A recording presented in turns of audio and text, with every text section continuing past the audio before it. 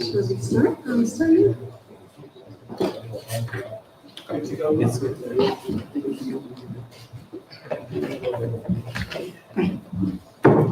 think if we are watching the YouTube channel, when we are speaking, we need to mute the YouTube, right?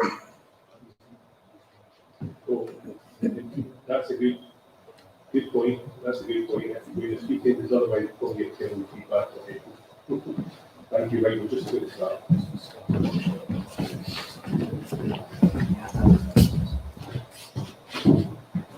Yes. Thank you all very much for being here today, both online and in person. I'm Lindsay, and I'm a member of the Glasgow Fair Trade Cooperative, and in name of all of us, thank you so much for your support and interest in fair trade. We are honored to be joined online by fair trade partners from all over the world, and in person by 3 fair trade farmer delegates that are here for COP26. To introduce ourselves briefly, the Glasgow Fair Trade Co-op is a small voluntary group that started life in 2006 and is structured as a cooperative to reflect the way that most fair trade growers and producers organize. And in a little bit, Scott Irwin from Fair Trade Co-op and Green City will give you a more in-depth explanation of our history and what we do. With COP26 taking place in Glasgow, we wanted to seize the opportunity to highlight the very important links between fair trade and climate change. We all know how droughts and floods are already impacting farmers very harshly. And on the other hand, we also want to discuss how fair trade can play a pivotal role in the fight against climate change and lead us out, what is one of the roots out of climate chaos. The fair trade model is an extremely strong example of how correct and ethical trade relations can undermine global exploitation of both people and planet. Because this is a global challenge and a global effort, we wanted to reach out to the fair trade organizations in Glasgow's sister cities to meet each other and to have this be the start of ever-growing, stronger global relationships. And the wonderful thing that happened was when we started reaching out to our sister cities, other cities got in touch with us and expressed an interest to be involved. So today we have representatives of Bethlehem in Palestine. We have people following the event from Marseille, but we also have people from Beirut in Lebanon and Helsinki in Finland joining our call. A very warm welcome to all of them.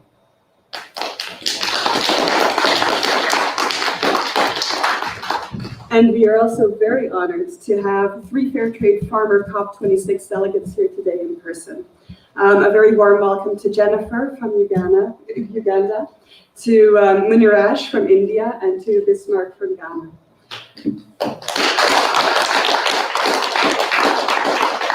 We look forward to hearing about their businesses and their experiences in COP26. And we also thank the Scottish Fair Trade Forum and the Fair Trade Foundation for putting us in touch and for making this happen. To give you a short outline of the event today, Scott will start by giving you a short overview of the history of fair trade. And one of our achievements this year was that we had Glasgow's status renewed as a fair trade city. So we definitely think that that is something worth celebrating. Next, we'll hear from our counterparts across the globe, virtually, and hear about their activities and campaigns, as well as the witness accounts from our Fair Trade Farmer COP26 delegates. And after we all hear our stories and experiences, Martin Rhodes, the Chief Executive of the Scottish Fairtrade Forum, will lead us in a Q&A of about 20 minutes. We will end with some closing remarks by Mark Langdon from the Glasgow Fairtrade Cooperative, who will reflect on the event today and on Fairtrade in the context of climate change and COP26. We also are quite honored to have Jeremy Corbyn here today, who will also speak a few words on Fairtrade. As this afternoon is quite packed, with speakers who have undoubtedly all have very many interesting things to share with us, we ask to be conscious of time and stick to our allocated 5 minutes. But without any further ado, I will hand over to Scott Irwin from Green City Whole Foods.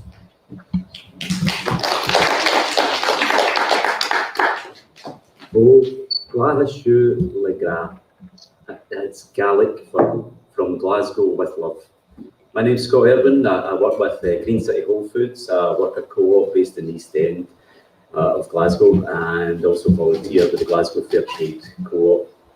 We are humbled to have such amazing company from every corner of the globe with us today.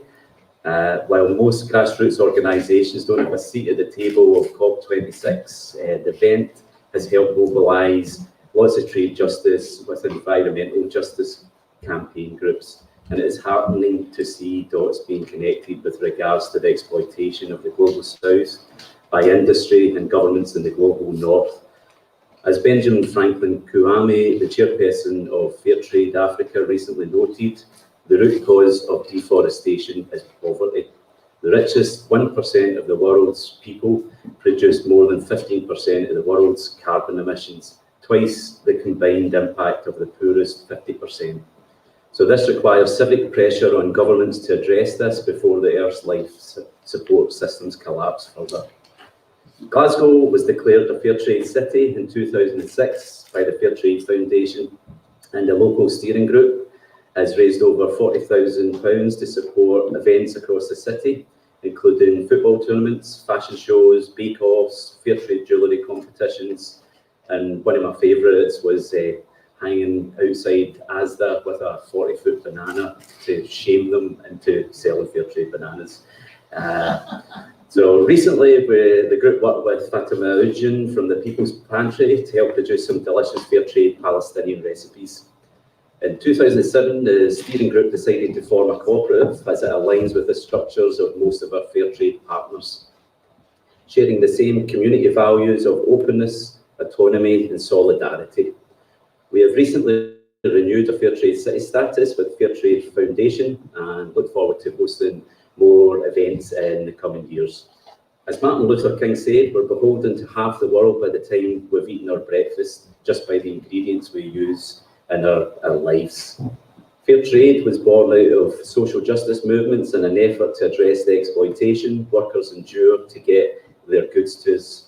It's clear to everyone that grassroots social justice movements and climate justice movements share similar outcomes, and the two cannot be exclusive. There can be no climate justice without trade justice. Fair trade ensures producers get a fair price for the products and help democratise the supply chain. Over and above the fair trade price, the fair trade premium is an additional sum of money which goes into a communal fund for workers and farmers to use as they see fit to improve their social, economic and environmental conditions. Energy resources and cheap labour will continue to be extracted for richer nations, and this is where frameworks like fair trade can help redress this imbalance. Particular thanks today for organising this event has to go to Jim Lister, who has worked selflessly to bring us all here together. So thanks very much, Jim. We hope today will be the start of some new long-term friendships and a network of like-minded organisations to come together to share ideas on trade and climate. And without further ado, it is with great pleasure in introducing our next speaker, Jennifer from Uganda. Shall I introduce you? I'll just introduce Jennifer shortly. She represents Jennifer's Coffee and is the Vice Chair of the Mount Elgon Agroforestry Communities Cooperative Enterprise and is here as a COP delegate to offer some observations. Thank you. Thank you.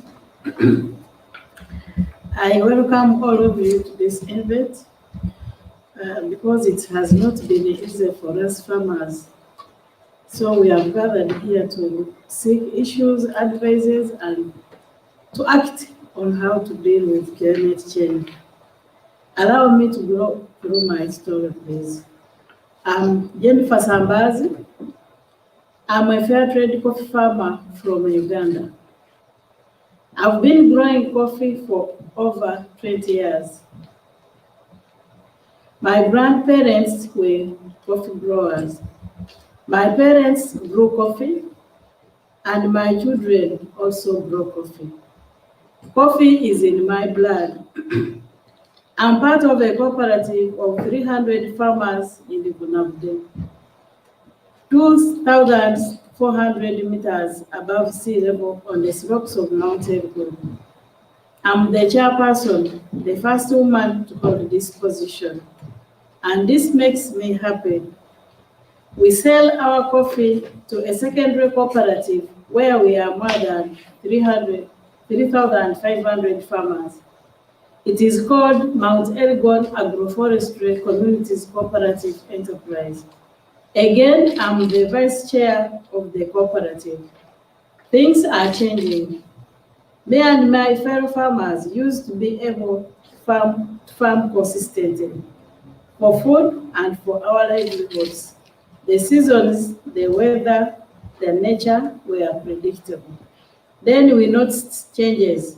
We first noticed the changes 20 years ago. We tried telling people, but nobody would listen. It started with small changes, like the difference in the seasons. By a week or two, the birds were arriving at different times. Then came the rains, faster, quicker, without warning, and causing great harm to our coffee, to our land, and to our people. When we joined Fair Trade, it felt that we were being listened to at last. Fair Trade understood what farmers around the world were telling them. The environmental standards were strict in relationship to fertilizers, water usage, and pesticides. We were encouraged to grow organically and to participate in agroforestry methods.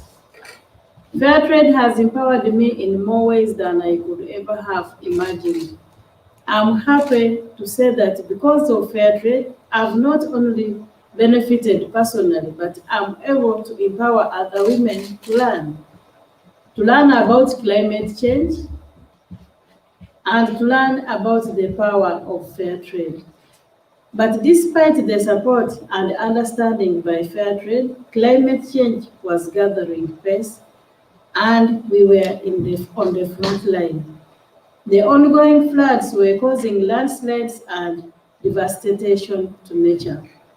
We were using trees more and more, going in the forest to collect trees for firewood and losing our soils.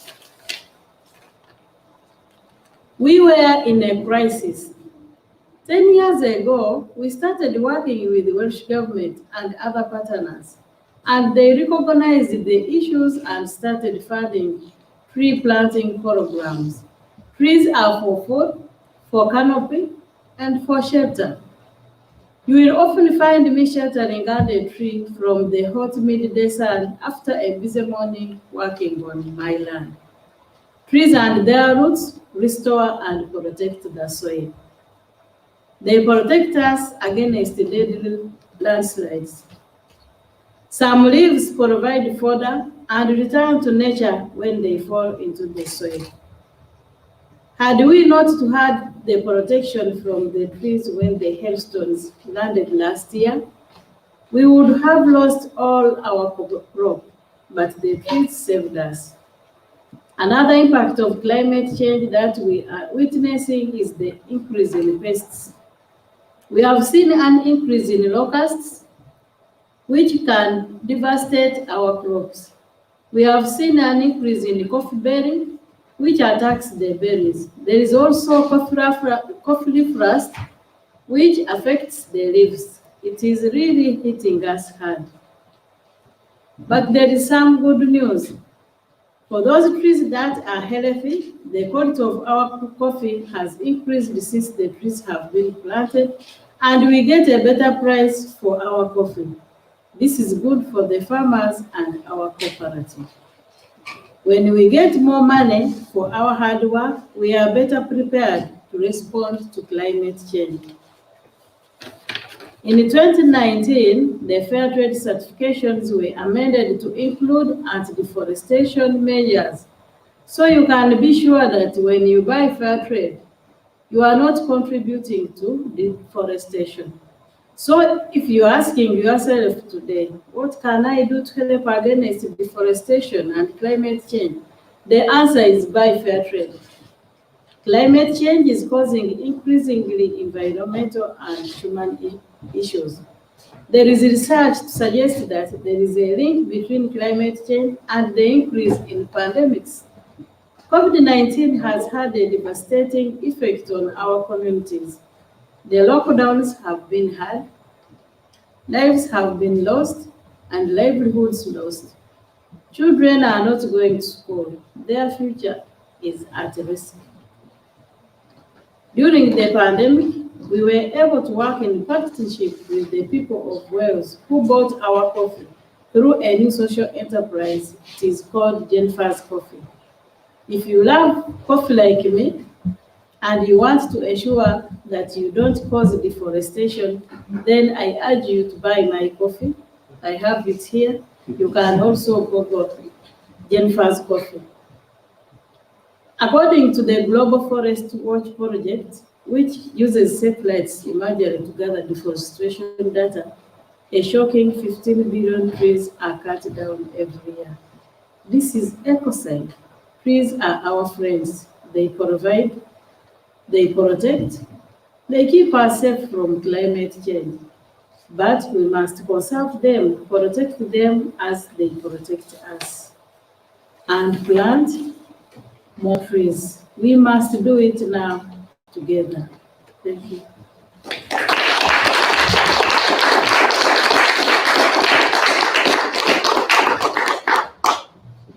Thank you very much, Jennifer, for your very touching and interesting story. We will now move down to Basma from Bethlehem in Palestine. Basma is responsible for international public relations at the Holy Land Handicraft Cooperative Society. She was also nominated to serve on the board of the World Fair Trade Organization as the chair for Africa and the Middle East between 2015 and 2017. And Bethlehem has been Glasgow's twin city since 2007. So over to you, Basma.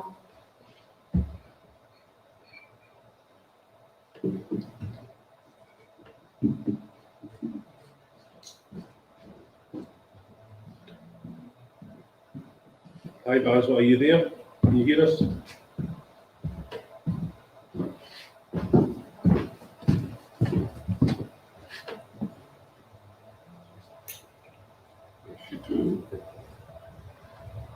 Basma.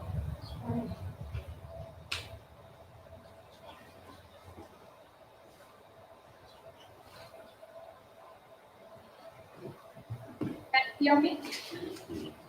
Okay, it's fine. Go ahead. Okay. Hi, Basma. Okay. Thanks for the great opportunity that Glasgow Fair Trade is giving us in Bethlehem, which is in Bethlehem area. We would like to speak a little bit about the Holy Land. Basma, Yeah, it's okay. You can. You need to mute your YouTube link. Okay, you mute that, then we won't hear the feedback. Yeah. Thank you. Oh, Yeah. Now it's okay. no, we can still hear. We can still hear you coming through the link. If you turn the volume down on wherever you're watching the live link. I should go through the link. No, you're okay. You're okay now. I think that's good. Carry on. Okay, now now it's okay. All can hear me. Yes, yeah, we can hear you nice and clearly. This is fine. Thank you very much. Again, thanks for the great opportunity that Glasgow Fair Trade is giving us. I would like to give an introduction about the Holy Land Cooperative. It was founded in 1981, and it's the part of the World Fair Trade Organization since 1991. Our missions in Palestine, in occupied country, it's to alleviate the local poverty and to decrease the unemployment and to stop the immigration, and of course to sustain the Palestinian handicraft. Our mission as a fair trade organization is to improve their incomes through honest work and to pay, and giving also gender equality and taking care about the environment. As of course all of you know that there are 10 fair trade principles, but to keep it in brief, a fair trade is a reflection of a promise to help the artisans to create a safer work condition and environment while honoring their traditions. In Bethlehem, we have a souvenir shop where this is, let's say, how we depend from the local market. We all the time are trying to take the handicraft for all over in all our area. But of course, this many times depends on the political situation that we have. So if the political situation change, we never will be able to depend on this, because this shop depends more from the tourism. Our cooperative has been locked down since the 5th of March, 2020. The dramatic plague comes with the terrible consequences for the region. Bethlehem depends from the tourism. 85% of our economy turns around the tourism. So this corona, and in Bethlehem, our situation now is so bad. All hotels are closed. The situation is so bad. I think in Palestine area, the most place that it was affected, it was in our area. But we are not never to keep working, and we always are trying our best to support our people through of course, the fair trade channels. We are working with several projects, always, of course, promoting our products through the ethical issues. We succeed also to have projects through European organization by promoting, by buying the raw material for them. And one of the most important thing and project that we are doing, and we are the only one in Palestine who are doing this, is to improve the place when they are working, so the work conditions. They are always doing a very beautiful things, but the place when they are working, it's so bad, and at the same time it's damaging the environment. So we are trying all the time to install like vacuum machines in order to save their health, and at the same time taking care about the environment. We have a dream of peace in the Holy Land, and we really believe that fair trade is a tool to reach our aspirations.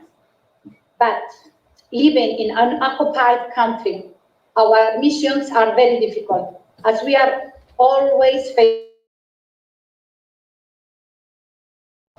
I am sure that all know about the situation that we have in our area. So one of the 10 principles, one of them is to take care about the environment. But something which we are always trying to speak or to share with our people, but this is not visible issue for them, because our people always are closing their eyes to this, and they are looking for the dire needs that they have. So they are giving priorities to the things that they need each day, without understanding that this is an issue. That issue is the most important issue that they should follow. So let's say that people also started to understand more about the importance to work with an ethical organizations after the COVID. So all the time we should also think about the good things and the bad things. Of course, COVID, it was damaged all over the world, and also in our situation. But let's say that from our side, we are working with many fair trade organizations, and anyone canceled their orders, anyone didn't pay for us, something which was totally different with our artisans, who have their own customers. They faced a lot of problems, a lot of workshops were closed, but thanks God we were able to help them inside the war situation that we were facing. So they understand more the importance to make trade in an ethical way, to make trade by looking for organizations which are taking care about their rights or the human beings. And thank you very much.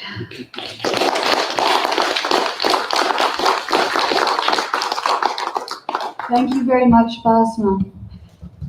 We'll now move over to Muniraj from India, who is a board member of the Sugar Cooperative and chair of its Fair Trade Premium Planning Committee. He's the board's focal point of contact for climate change projects for NAPP. Hello? Sorry, Basma. Are you still there?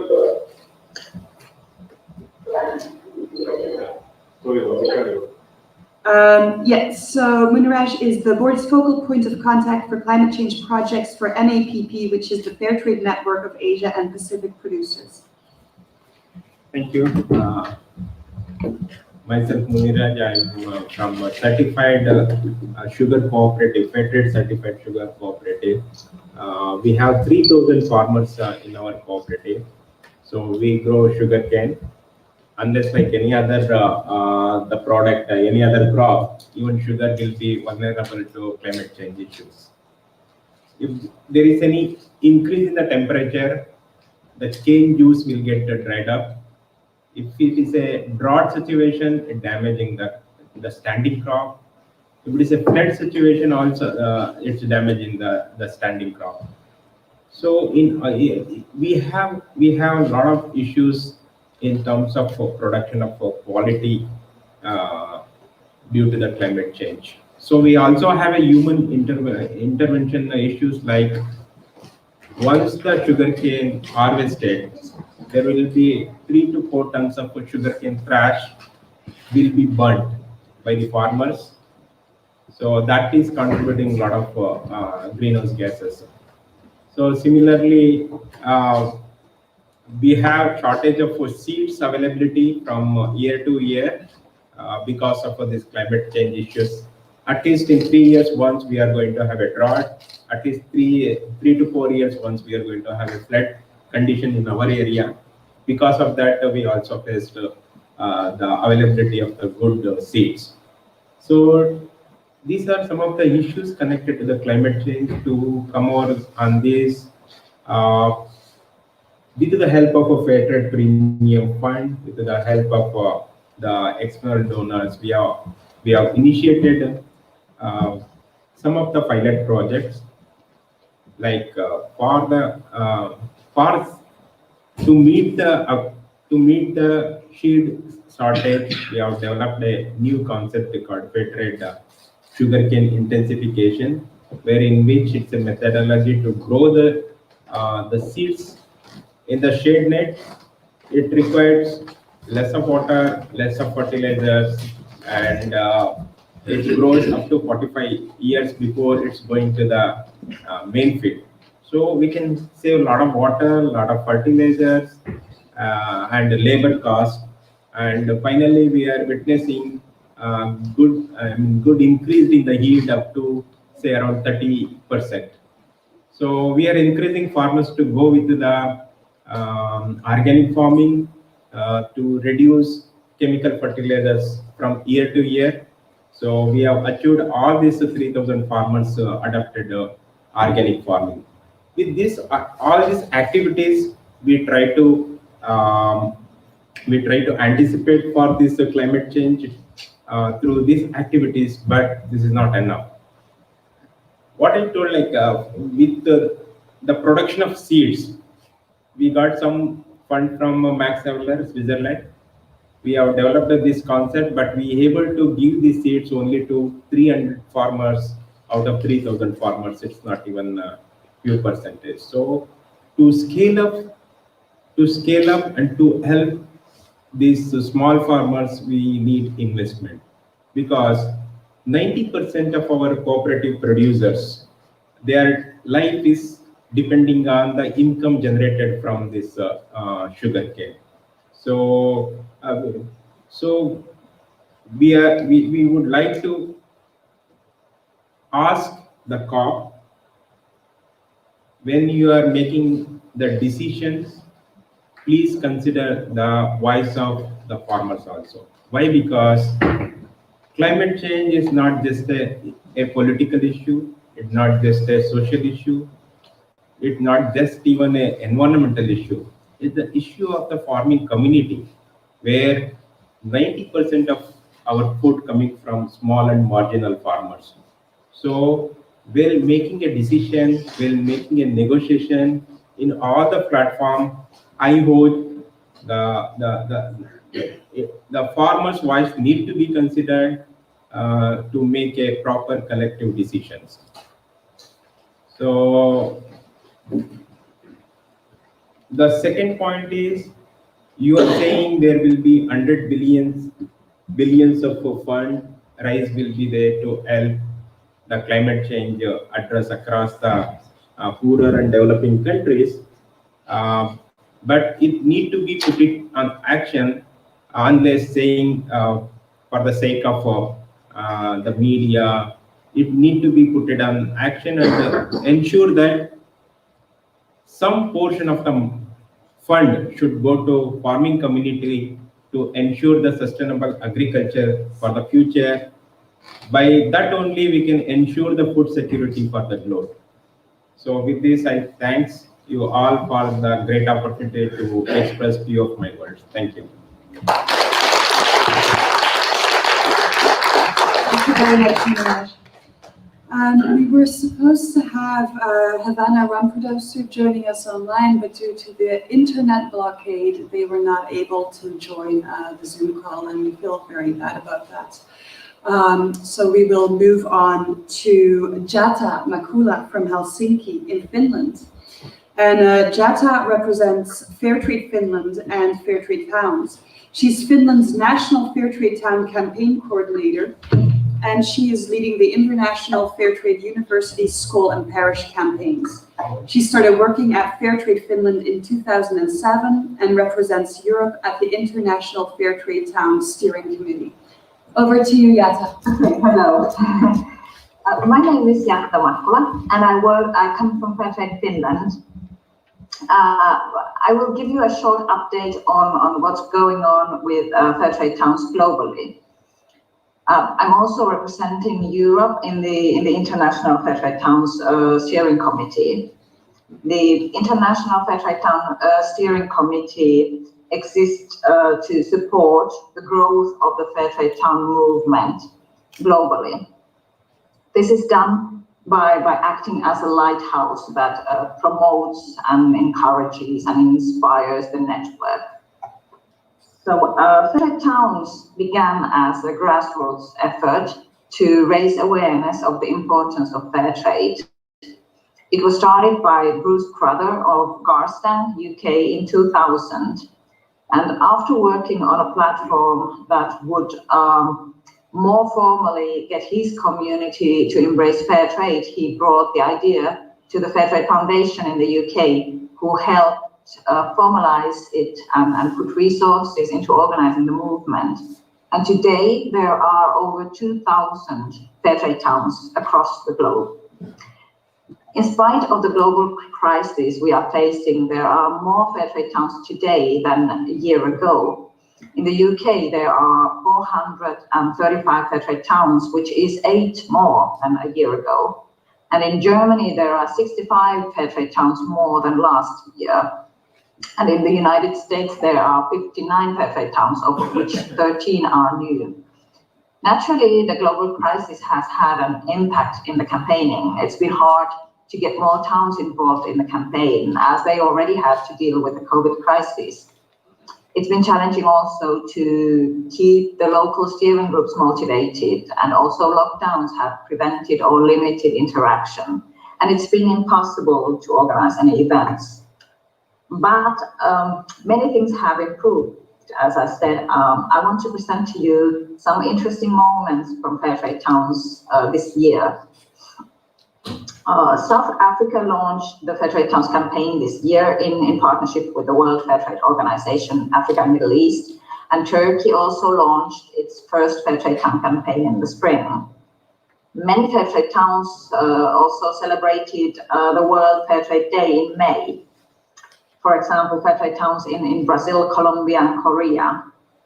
In Switzerland, also many events took place as part of the World Fairtrade Day, which this year was dedicated to the climate. They campaigned for the climate and drew attention to the situation of farmers and producers in the global south. Several actions were carried out during the campaign week and ensured a deeper awareness of fair trade and sustainability. And in Belgium, they launched the official campaign to make the Brussels region a fair trade region. Fairtrade Town criteria also deals with the public procurements. I would also like to share a few interesting cases of the public procurements from Fairtrade Towns this year. In Austria, some Fairtrade Towns are creating their own town coffee that is Fairtrade certified with a special packaging relating to the town. At the 2020 Summer Olympics in Tokyo, the 12 athletes of the Luxembourg Olympic and Sports Committee wore Fairtrade certified cotton t-shirts throughout the competitions. The Fairtrade Towns today can act as leaders of sustainable and ethical consumption, aiming to achieve the Sustainable Development Goals. The towns play an important role in engaging citizens with the local authorities in raising awareness through activities and campaigns. We believe that the pandemic has led to an increased awareness of our interdependence between people and the vulnerability of our society and globally as well. As poverty and child labor are increasing again and the climate change is affecting more farmers, we hope that sustainable and ethical consumption will be seen as a vital matter. Hundreds of municipalities around the globe work actively towards more environmental friendly and human rights based world. Thank you.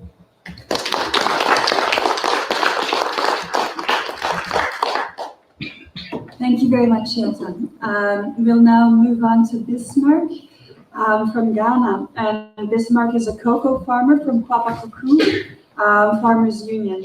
He's also a lead trainer for dynamic agroforestry under the Alliances for Sankofa project funded by COOP, the Swiss State Secretariat for Economic Affairs, the Swiss Platform for Sustainable Cocoa, and the Danish International Development Agency.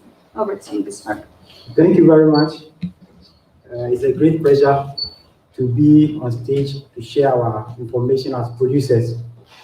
Yeah, my mom, Jennifer, here has given us a story, and I think most of her content are related to mine as a producer.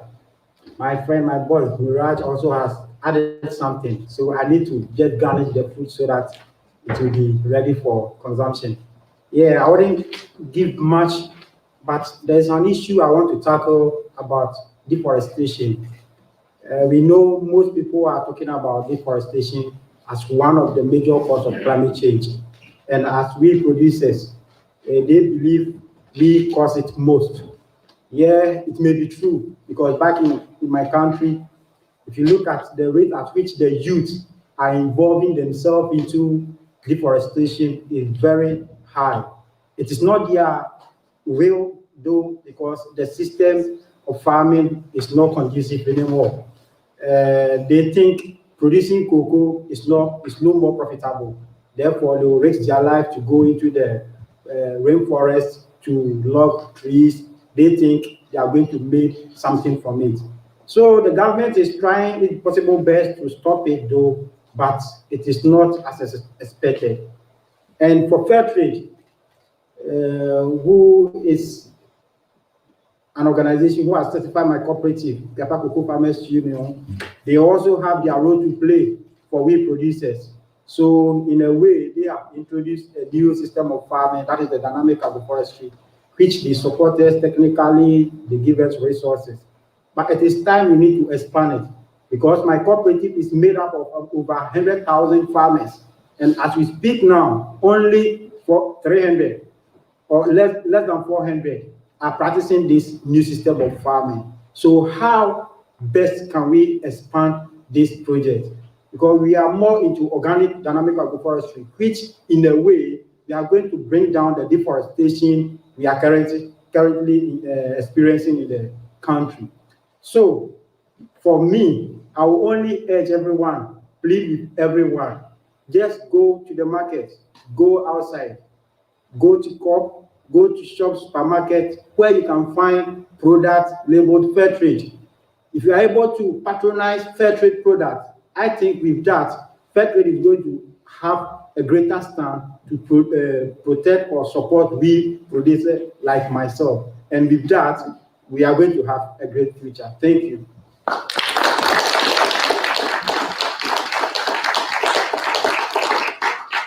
Thank you very much. Last, but definitely not least, we've got Benoit Berger from Beirut joining us. Benoit represents Fairtrade Lebanon and Fairtrade Towns. He's a representative of the Africa and Middle Eastern region at the International Fairtrade Towns Steering Committee. Over to you, Benoit.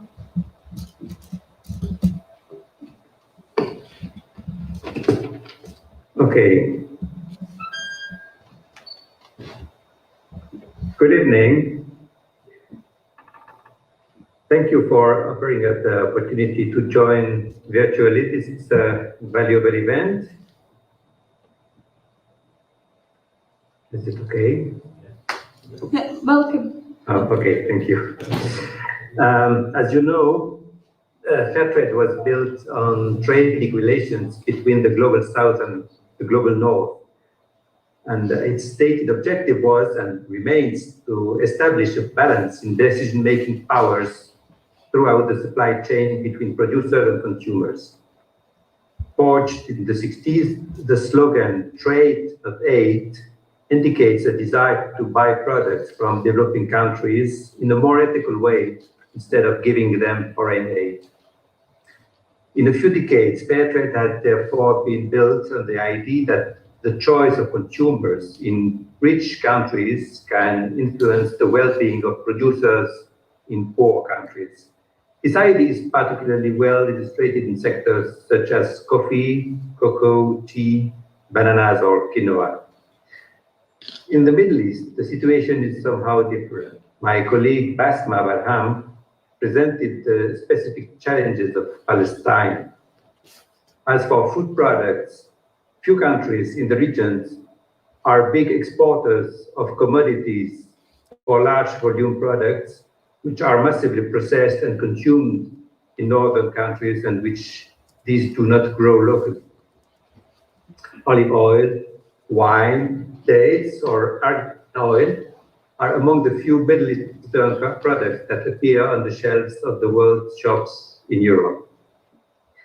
This is why the fair trade sectors in this region have been forced to stand out by focusing on high-quality niche products and by claiming that the added value of processing in the country of origin should be recognized as a fair trade good as well as the raw material. Until recent years, awareness of fair trade could therefore merge with education to international solidarity.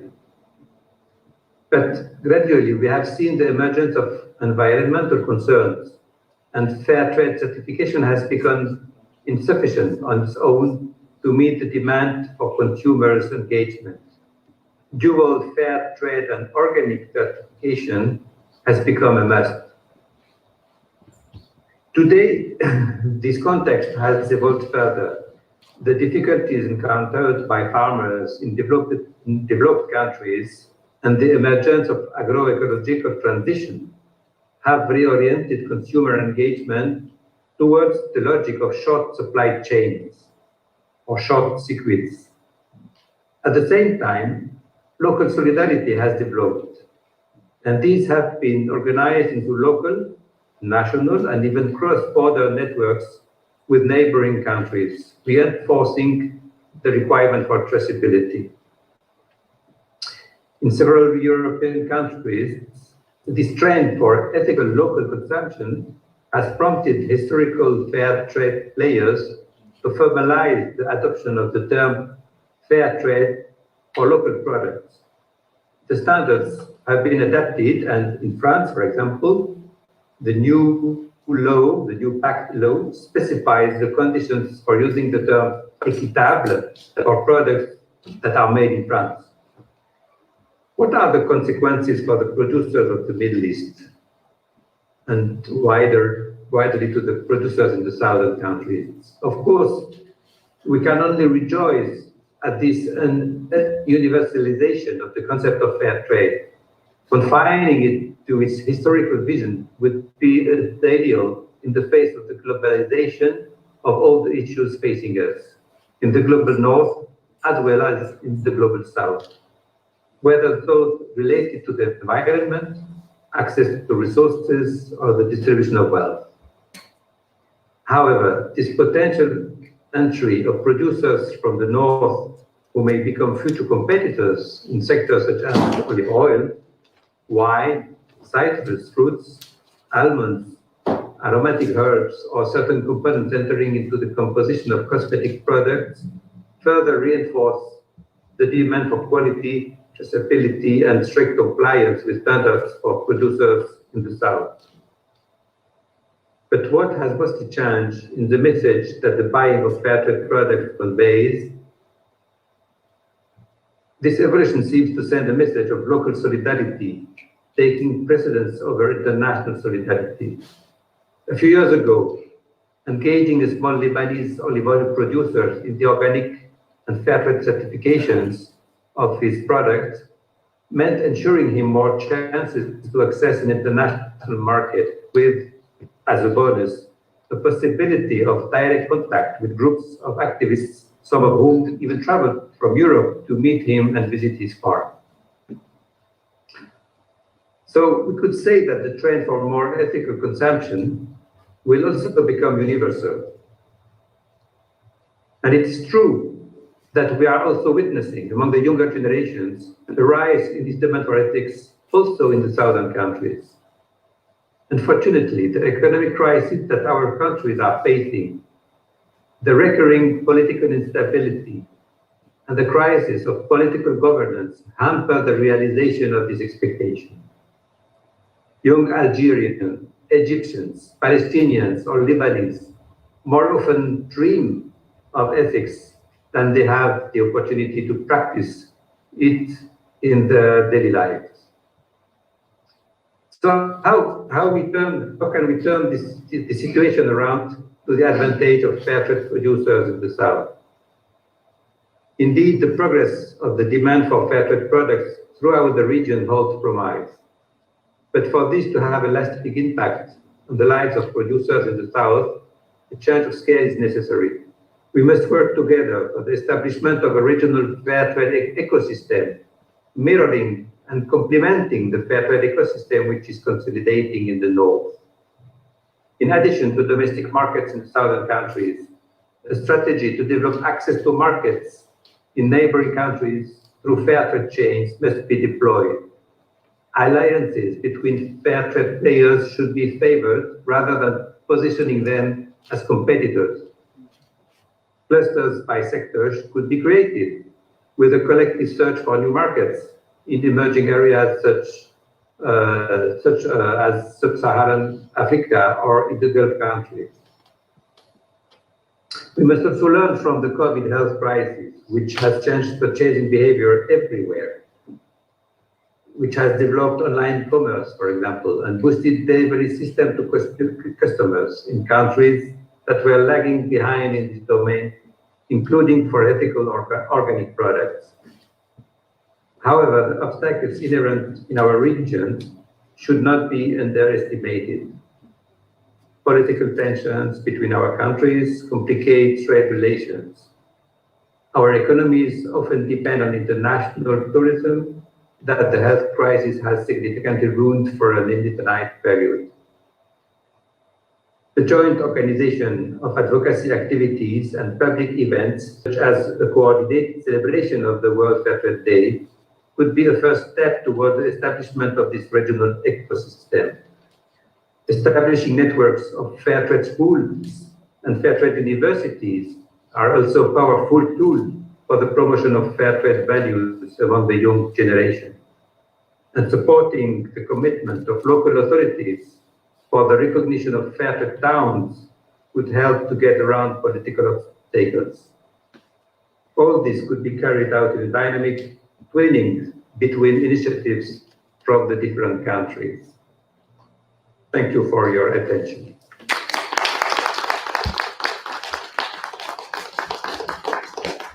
Thank you very much, Benoit. We'll now move into a Q&A, which will be led by Martin Rose, the Chief Executive of the Scottish Fair Trade Forum. And we have about 20 minutes to ask questions and have discussion. Thank you.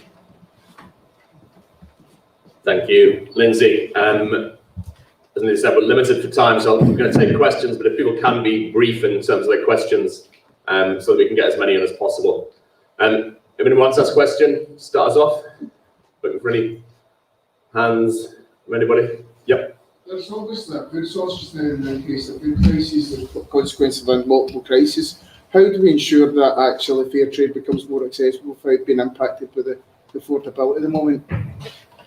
Okay, and I think just in terms of, for those who are following this online, the question was around really in terms of the affordability of fair trade with regards to the issues around people being able to afford in terms of buying food in general and those issues around that. How do we ensure that fair trade is affordable in terms of to people?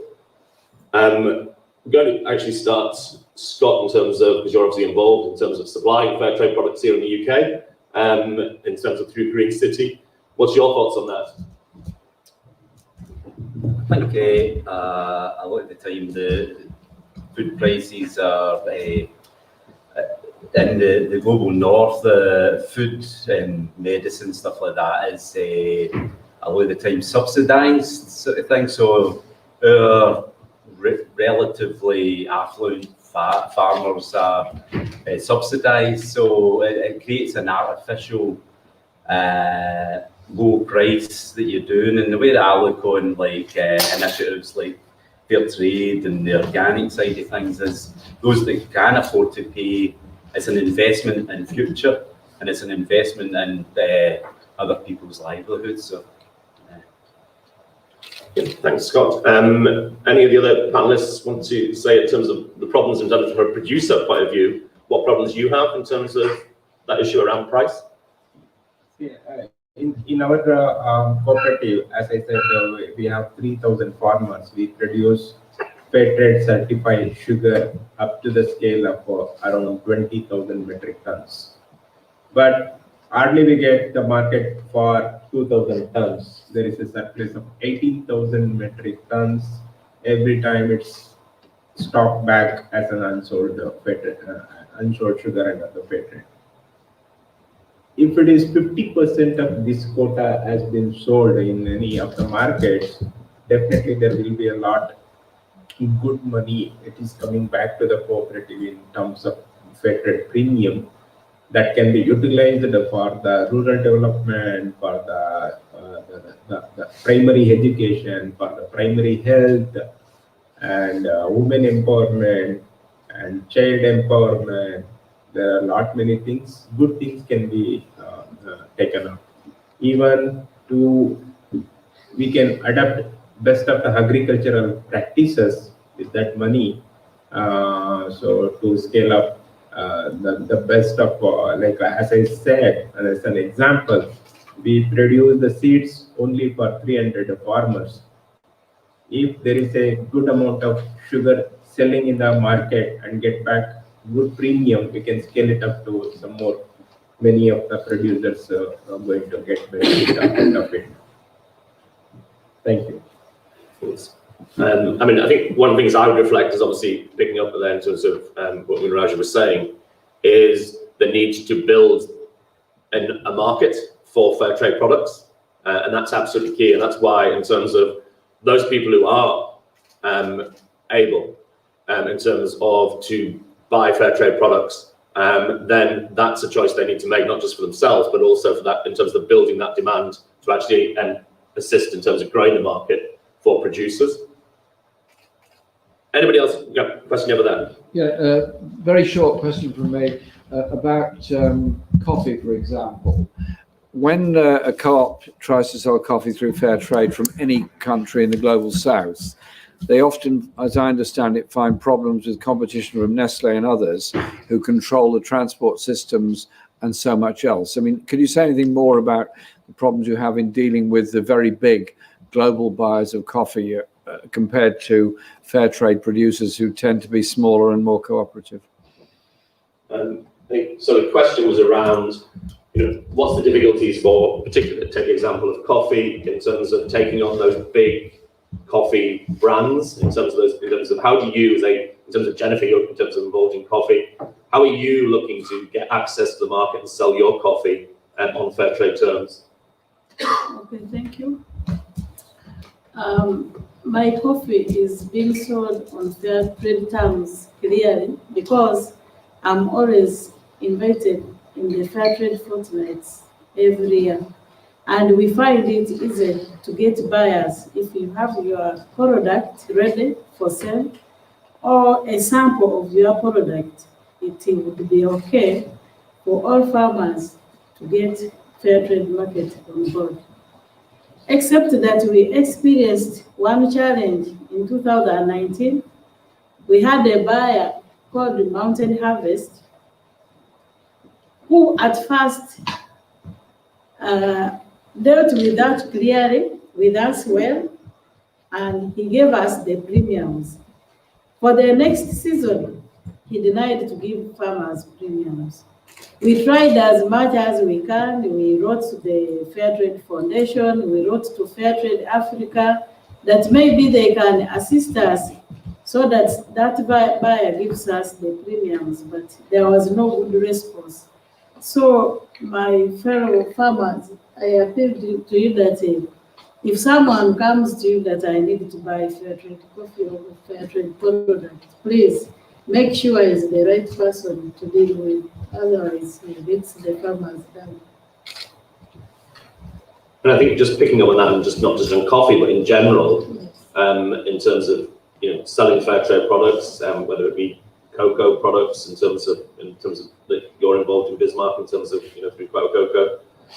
How do you, in terms of Kwaba Cocoa, in terms of the cooperative you're involved with Bismarck, how do you sell your cocoa in terms of where would people buy their cocoa, your products made with your cocoa here in the UK? For what I know is, fortunate for me, it was through this cup that I got even to know that there is a chocolate company in UK who is seriously engaging our cocoa. Some of us, we are ignorant. Like I said, individual farmers like this, it's hard to go openly like I had this opportunity. So I know our cooperative has different chocolate organizations, some from Switzerland and also from Divine Chocolate, who buys our cocoa. They take 100% of their beans from our cooperative. So for that, I'm well assured that when my beans is ready, Divine Chocolate is available to pick up my beans. If you go to different countries like Switzerland, we have Magsabla, Chocolate Harbor, which is also trying their best to mobilize more beans from cocoa. Recently, due to the low production, even sometimes we don't meet the demand. So we are fighting hard. I think the market, provided we go into the right way of agricultural practices. Because currently people are switching from these chemical beans to organic beans. So if you are able to put up a nice strategy, better agricultural practice like fair trade is helping us to do, then I think you only have problem taking your beans to the market. So that is one thing we need to consider. Right? Thank you. I mean, I think there is that general problem that all fair trade producers have, is that issue of access to the market. That I think in terms of us fair trade campaigners, we spend a lot of time talking about the fair price and the premium, and rightly so. But if producers don't get access to the market, then you're saying they don't get the fair price, they don't get the premium because you cannot sell on fair trade terms. So is it really, in terms of an important message for all of us as fair trade campaigners, is actually making that argument about how do you get access to a market? How do you build a market for fair, ethical products? Anybody else got any other questions? Yeah, question there. As Basma said earlier, due to the pandemic, what are you doing to keep your farmers afloat during such a difficult time? Thanks. I just wondered, in terms of Mark, who's doing the technology, is there any way of putting a question to anyone who's online or not, in terms of, are we able to bring Basma back in and then, yeah? So I'll go to Basma then, in terms of, so the question is around COVID and the pandemic and lockdown and so on. What have you been able to do to assist in terms of the producers that you work with?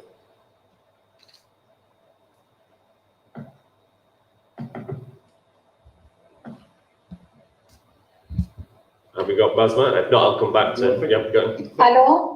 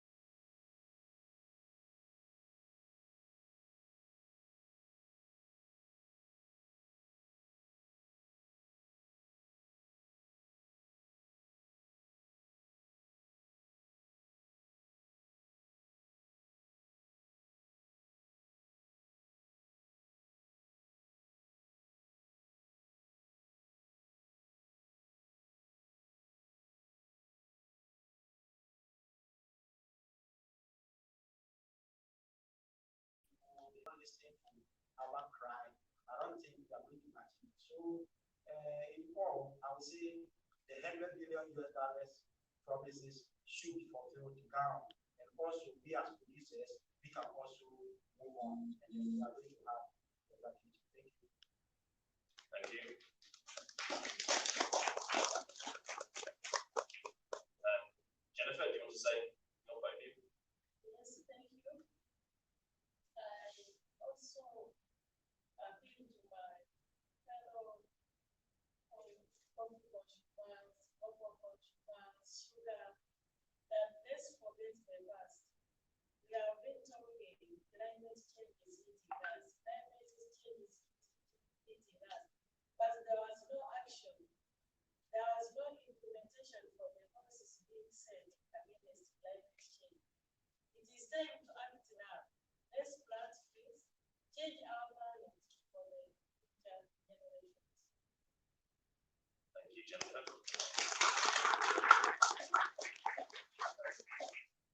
Actually, is it possible to bring in other people in terms of online, in terms of, we bring in, there seems to be a problem with the YouTube. I'll try and look at this. If you can see if we can get any of them online, just to ask them in terms of, would anyone like to contribute?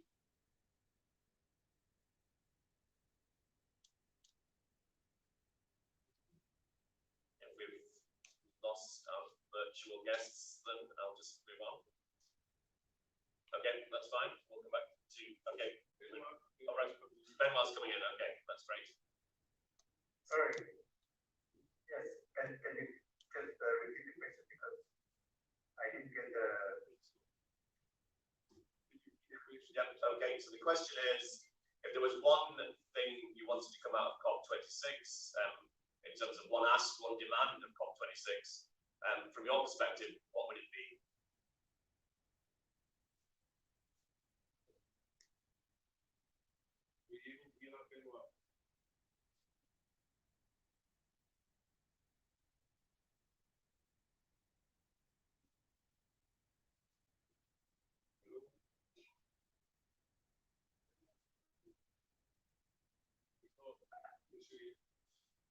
Oh, there it is. Oh, it's so exciting doing this thing. It's so exciting on my mind. Then, we saw you for a moment, and then you disappeared. So we're looking for the one ask you would have in COP26.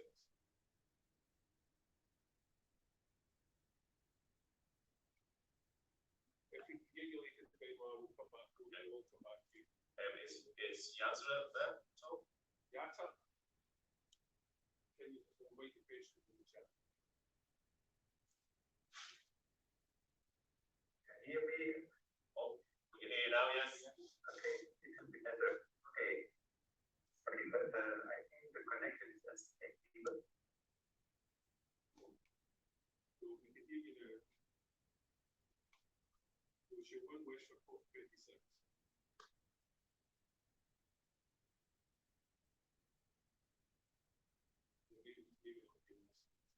Okay, we'll just move on in terms of we can't get. Can we get the answer as well or not? Yatra, are you with us? Okay, that's a shame. In that case, I'll come back to finish off then in terms of the final question, the second question to you, Niraj, in terms of what is it you want from COP26? So, as I mentioned, the small and medium farming community are the ones, they are the big ones. And especially from South, the 90% of the world food production is happening from the South, and they are the ones with the world. In case if we are not creating the sustainable channel to protect these farming community, there will be a I don't know where it's going to head. So there will be a issue impact on the food security for the future. So today is not, it's late.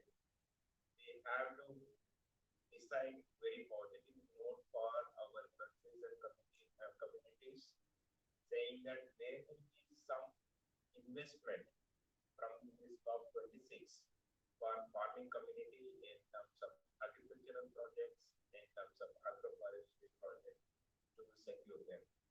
So there is a message I would like to take it back to my team. Thank you. I'd just like to say thank you to all the panelists for taking the questions, and in particular, I think the key message that comes through is it's now time for action, not promises. And thank you very much for sharing that with us today. Thank you.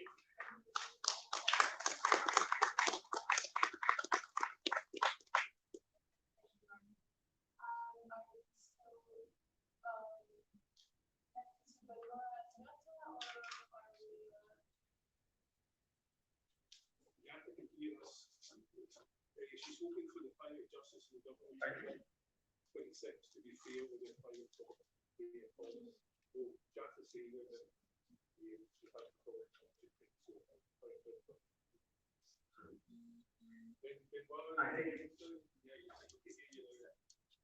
Yes, it's better now. So I would say, if I had one wish to formulate for this COP26, is that the political leaders get aware of the risk of food insecurity that is growing in our countries, and namely in Lebanon and in Palestine, which is also a neighboring country, Syria, Iraq, are countries that have been really rich agricultural countries in the past, and now with the political challenges they have, the impact of the climate change is increasing the insecurity in food production for those populations. And I would hope that this conference would open the eyes of the political leaders of the region.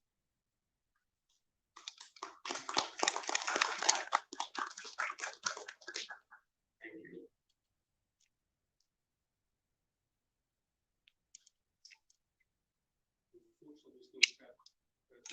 Jaffa, are you? Oh, hey! Right, it's all working fine.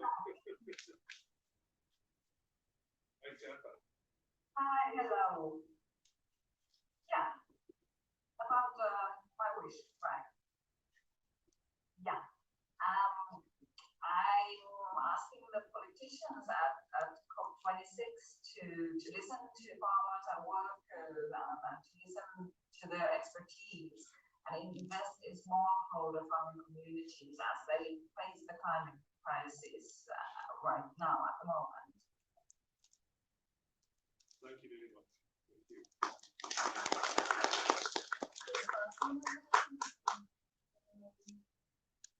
Asma, can you hear us? Would you like to have a last word?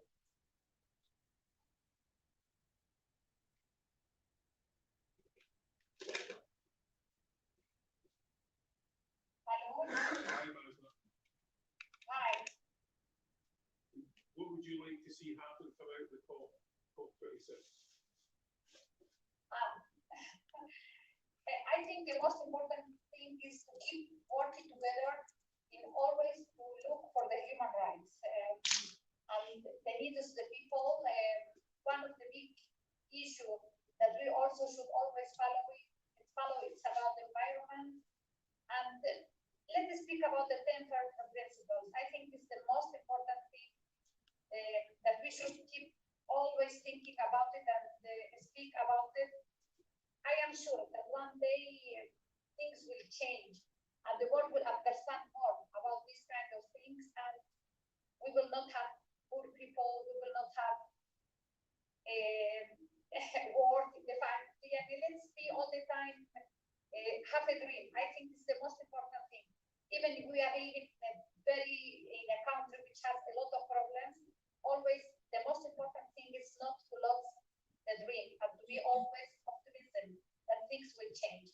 Especially if we are working with organizations that are thinking about these things. Thank you.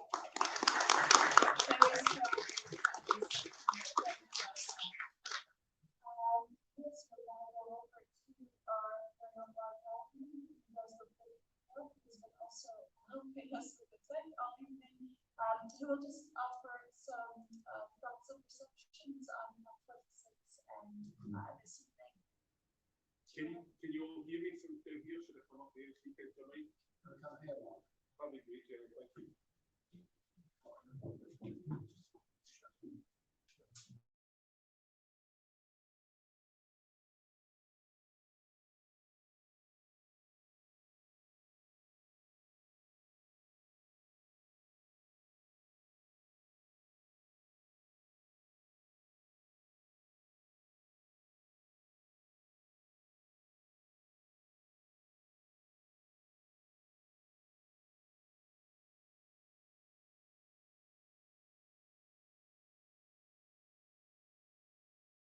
It's a change of mindset which is required to address our current situation. And one of those is that if you live in a country like Scotland, in a city like Glasgow, is to recognise what we can learn from Indigenous people across the world. And one of those things is about land acknowledgement. And so I'd like to, usually we would start with this kind of thing, but I'd like to do a bit of land acknowledgement now, especially sitting in the second city of the empire.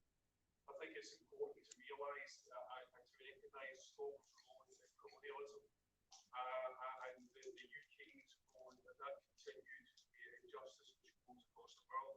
But I think many of us involved in the fair trade movement in countries like the UK and other countries in Europe recognise that and are active in the fair trade movement to try and do some recognition of the huge imbalance and huge debt owed to the majority world.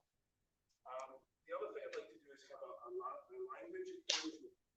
I'm extremely grateful to all those of our guests that have done us the honour and the privilege of speaking to us in English and doing so eloquently. So it was really greatly appreciated. And for those of us like me who only have one language and really not a great grasp of that, I'd like to just.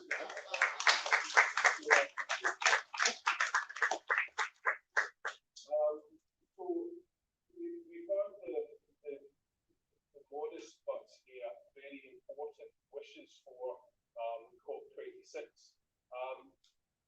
I've finished my remarks with the fact that the Glasgow Fair Trade Cooperative have an open letter which we will be sending round to all our colleagues and friends.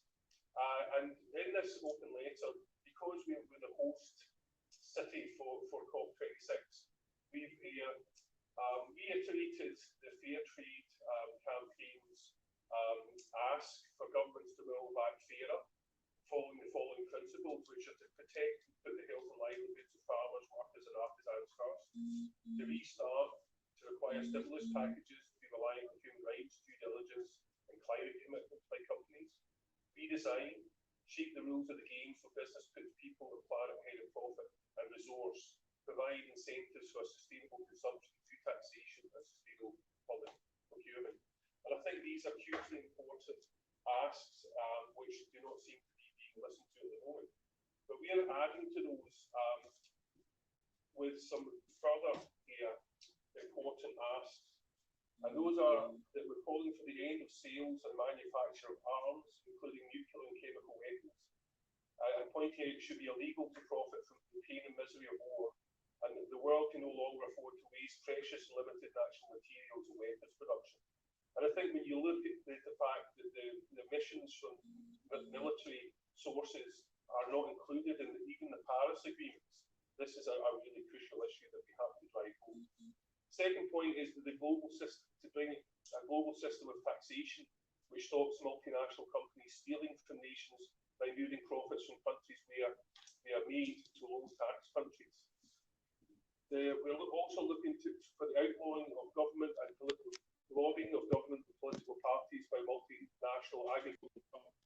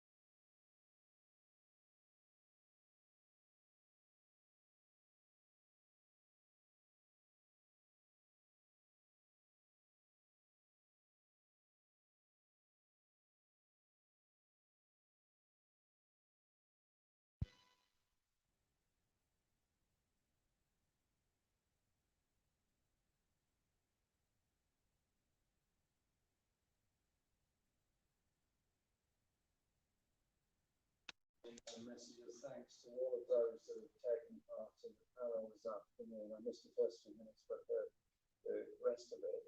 And for the contributions they made online and physically here, and for the contribution that we just heard just now about fair trade from Scotland. Essentially, the fair trade movement has had a massive effect on consciousness of people in the countries that tend to buy fair trade products. And they have provided an opportunity and a market for people. And I've got fond memories of visiting coffee co-ops in Central America who tell me the great pride they managed to get for fair trade agreement, fair trade contract, and fair trade label. And it's made a difference. It's meant they've got a guaranteed income. It's meant that they've been able to develop schools and sports facilities, and that the children of those places do much better. But the pressures and the strain they go through are absolutely enormous. Because, as I said in my question, they're essentially up against some very, very powerful interests who have no interest whatsoever in promoting fair trade, every interest in exploiting and using whatever pesticides, herbicides, or fertilizers they think are appropriate to get more crops out of unsustainable soil in some cases. So the point that Mark made at the end is a very important one about the taxation levels. I often draw the parallel of a cafe that's literally underneath the PJP office, which provides lovely Lebanese food, coffee, wraps, and so on. And they pay their tax. They pay their business rates, they pay their other tax. There's another unnamed global company very nearby that trades far more and probably pays less in tax than they do. We all know what that inequality is about. And if you start looking at coffee consumption around the world, there's an extraordinary amount of coffee drunk in Luxembourg. Extraordinary amount. There must be about 100 cups per day per citizen of Luxembourg. I'm surprised they're still alive with this apparent massive consumption of coffee. I can't imagine why, unless it's related to differential tax rates. And you start to look at that issue all around the world. So it is one about global trade, global justice. We have representatives of coffee growers and others here that are protecting the environment, that are ensuring biodiversity is maintained on farming land, that are ensuring that the benefits of the crop, be it coffee, be it cocoa, whatever, goes into that community. But we also have huge global battles going on. The Indian farmers are in town, and I'm looking forward to further discussions later on with them. Theirs is actually the epicenter of the global debate. It's the absolute epicenter of it. That if the proposals by the Modi government go through to essentially open up Indian agriculture to global trade, then I think everybody in this room knows exactly what is going to happen. That the traditional farming system will disappear, the sustainability of that farming system will disappear, and you will get probably high levels of rural unemployment and a high level of intensive farming with all the damages that goes with that. Fast backwards, the USA grown into an agricultural and industrial economy from the 18th, 19th century onwards, managed to so overexploited soil that it had dust bowls by the 1930s, falling water, and highly and continued degradation because of over-exploitation. Is that the direction the world wants to go, or is it recognizing that for this planet to survive, we've got to make sure there is greater, not less biodiversity, greater, not less retention of soil, and therefore a more sustainable form of agriculture? Fair trade gives us that. And so I'll just finish with this. I want to buy fair trade goods, and I do. I always look out for fair trade goods to buy in my personal shopping. I would imagine everybody in this room does. But for many people, the poorest people in this country, and indeed all over Europe, America, all over the world, they don't have that choice. They've got to feed their children, they've got to feed their family. They will buy whatever is the cheapest, knowing full well It's not the best product, it's not the best quality, but they don't have that choice. So I want us to politically, globally, use the example of fair trade in order to change the food standards that we have around the world, change the methods of producing that we have around the world. Because if we don't do that, then what are we going to do? Get more deserts in the Amazon, more dust bowl, more soil loss, more degradation, and actually more rural unemployment around the world.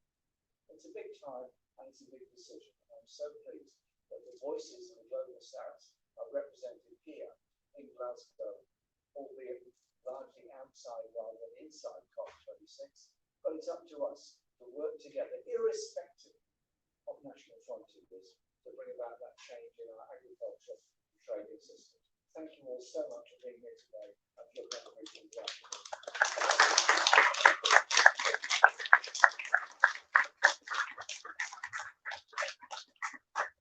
Thank you very much.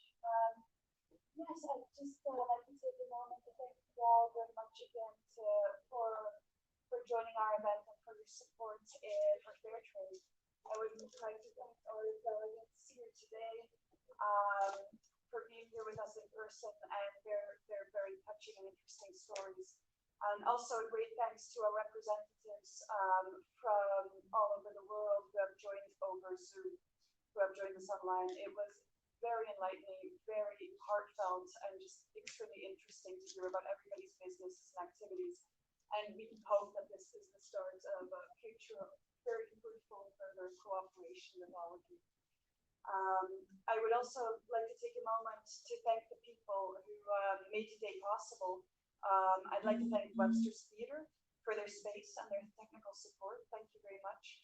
And thank you to the Scottish Fair Trade Forum for their support and for your presence as well at the event. None of this would also have been possible without the people behind the scenes at the Glasgow Fair Trade Cooperative. You have just been working tirelessly behind the scenes to promote fair trade across Glasgow. So Scott, Hugh, Mark, Mary, Linda, Colleen, and everybody at the Fair Trade Forum, thank you very much for all of your very hard work. Finally, the person who just did so much work to organize this whole day today, it's all come down to Jim Lister from the Fair Trade Co-op. So he did all of the organizing, all of the contacting the partners, creating the event right. So Jim, thank you so much for all your hard work, which is culminating in even more